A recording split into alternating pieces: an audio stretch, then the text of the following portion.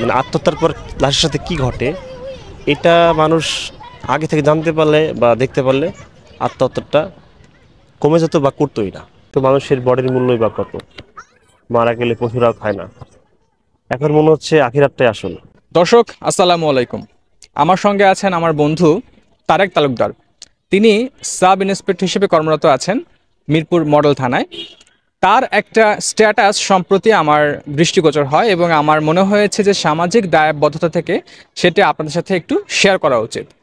আত্মহত্যা অনেকেই করেন, কিন্তু আত্মহত্যা করার পরে আসলে সেই বডিটার সাথে কি হয় এটা অনেকেই জানেন না। যিনি আত্মহত্যা করেন তিনি তো জানেনই না, বাট তার পরিবারের কিছু লোক জানলেও যারা দর্শক তারা অনেকেই হয়তো জানেন না।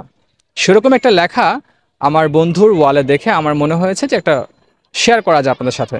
তো আমি একটু জানতে চাই তার লেখাটার আসলে কি মনে করে লেখা হয়েছিল আসলে। অ্যাকচুয়ালি আমাদের পুলিশের চাকরিতে আমরা প্রতিনিয়ত বিভিন্ন ধরনের অভিজ্ঞতার সম্মুখীন হই। তার মধ্যে এর মধ্যে একটা হচ্ছে আহ, আমরা যারা মানে পুলিশের চাকরিতে বিশেষ করে থানায় আছি, এদের আহ, লাশের লাশকে ফেস করতে হয় সরাসরি। মানুষ যখন আত্মহত্যা করে বা কোনো কারণে মারা যায় বা অ্যাক্সিডেন্ট করে মারা যায় বা সুইসাইড করে, যেভাবে হোক এই আহ, লাশগুলা প্রথম পুলিশই ফেস করে। হ্যাঁ, যখন থানায় ফোন দেওয়া হয় যে একটা লোক মারা গিয়েছে, সেটা হ্যাংই হোক বা বিষ পানি হোক। হ্যাঁ, তো আমার কাছে মনে হয়েছে যে মানুষ যে আত্মহত্যা করে, আত্মহত্যা করার পর এই লাশের সাথে যে ভয়ঙ্কর বিভৎস বলেন বা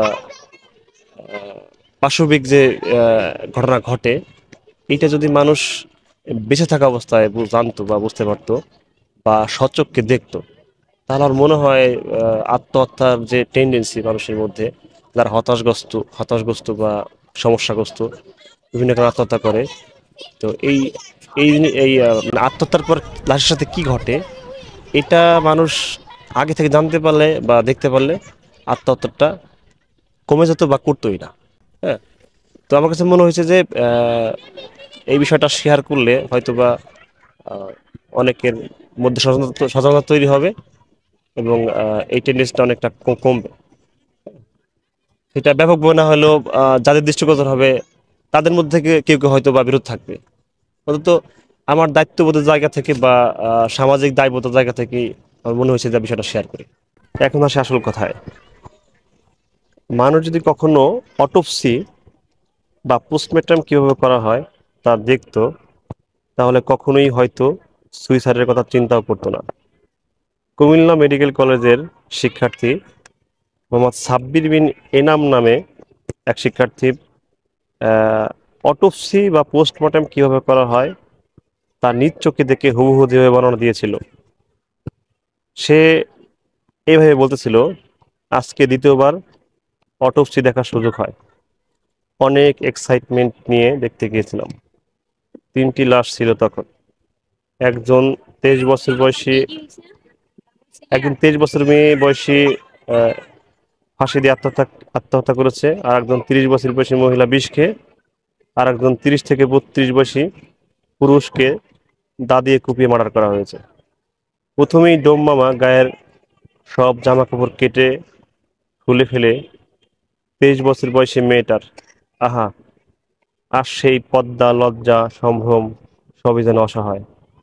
তারপরেই গলা থেকে নাভির নিচ পর্যন্ত এক টানে দুই ভাগ করে দেয়।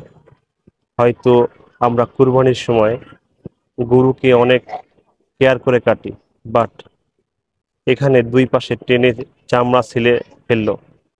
পাঁজরের কার্টিলেজ বা নাইফের একটানে কেটে ভিতরের সব অর্গান দেখা গেল। পেটে বাচ্চা আছে কিনা চেক করলো।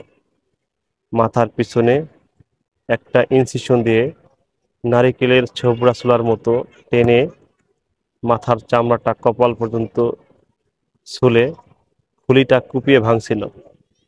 কেমন যেন গরুর হাড্ডি কোপানোর মতো মনে মনে হচ্ছিল। এমনভাবে বিষ পান করা মহিলাটারও এ- একইভাবে কেটে স্টোমাক, লিভার, কিডনি, ব্রেন বের করে ফরেন্সিকের জন্য পাঠিয়ে দিল।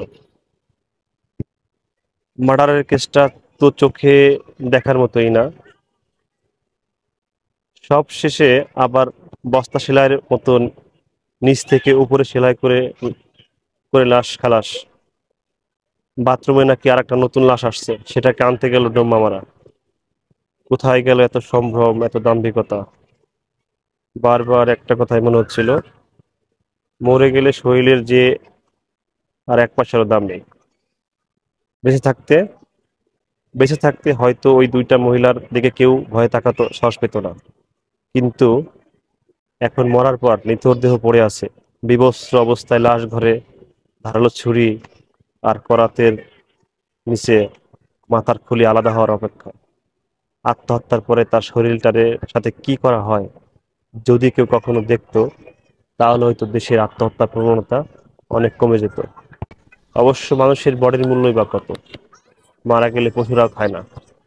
এখন মনে হচ্ছে আখিরাতটাই আসল। এই দুনিয়ায় আমরা শুধু ব্যাটারি লাগানো একটা শরীর, আত্মা ছাড়া শরীরের কোনো দাম নেই।